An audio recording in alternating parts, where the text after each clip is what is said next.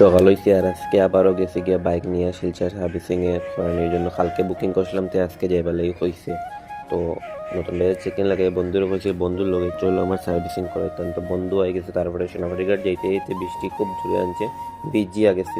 শোরুমে বাইক দিয়েই আমরা দুইটা গেছি গিয়ে ইলোরা মার্কেটে মোবাইলের টেম্পার লাগাইবার লাগি। টেম্পার লাগাইয়া দুইটা আবার রিটার্ন শোরুমে আই গেছি। শোরুমে আওয়ার পরে জব কার্ড দিয়া জব কার্ড পেপার লইয়া কইসন উপরে গিয়া বিল জমা দিতাম। বিল জমা দিয়া বাইক লইয়া বাইরে গেছি। পার হইতে সময় সব বাইকের সব চেক করছি ঠিক আছে নি। তারপরে দুইটা মিলিয়ে চা খাইছি। চা খাইয়া দেখি বার হইতে আমার খুব জোরে বৃষ্টি আনছে।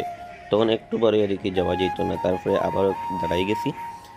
দাঁড়ানির পরে করো আইয়া আর রেডি হইয়া আবার বাইরে গেছি ডিউটি খাবুগঞ্জ। প্রতি ঘন্টা পরে চেক ইন লাগে আর মোবাইলে গিয়ে দেখি একজন কাস্টমার আইসেন। তারপরে হইল না, এটাই পরে সেলমার্টে গেলাম, গিয়ে আর এক চেক ইন লাগাই আবার আর মোবাইলে আইসি। আমার পরে দেখি আমরাঘাট থেকে আমিরুল ভাই আইসেন। তারপরে বিকালে গিয়া মোমো এক প্লেট খাইয়া আর আবারও আই গেছি আর মোবাইল স্টোরে। দেখছি নতুন নতুন স্টক আইছে, যদি লাগে আপনার আইন এখানে ভিজিট করেন। আর এখানেই আজকের ব্লগ শেষ। Thank you for watching. আবারও দেখা হইব আর একটা ব্লগ।